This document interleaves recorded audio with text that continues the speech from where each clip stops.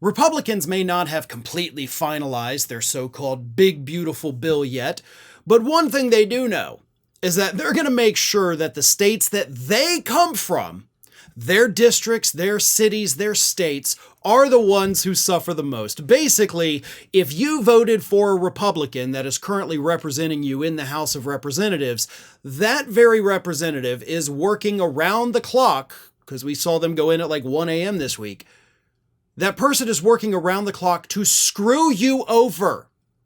And one of the big ways they did it this week, which they actually celebrated, was to include basically the dismantling of the signature piece of legislation from the Biden administration, the Inflation Reduction Act.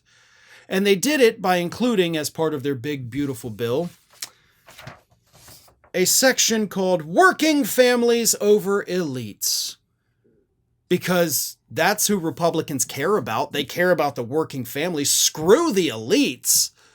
Republicans want nothing to do with them. Forget for a minute that, the entire purpose of this bill is to give those very elites a tax break at the expense of robbing the poor.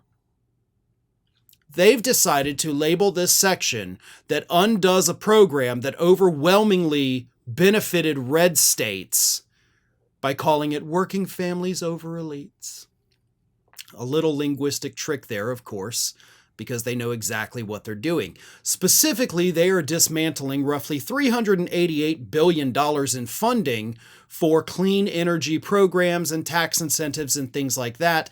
And 3/4 of that money was going to go to their very districts. 3/4 of that $388 billion was going to go to red states. And these people who represent those areas killed it.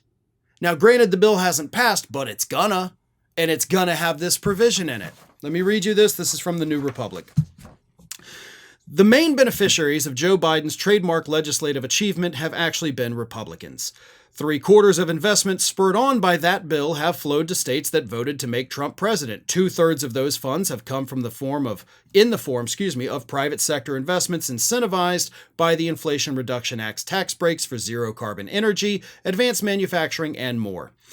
As House Republicans decide how quickly and thoroughly to dismantle the so-called Green New Scam, the results will signal how committed GOP politicians are to snatching from their own constituents.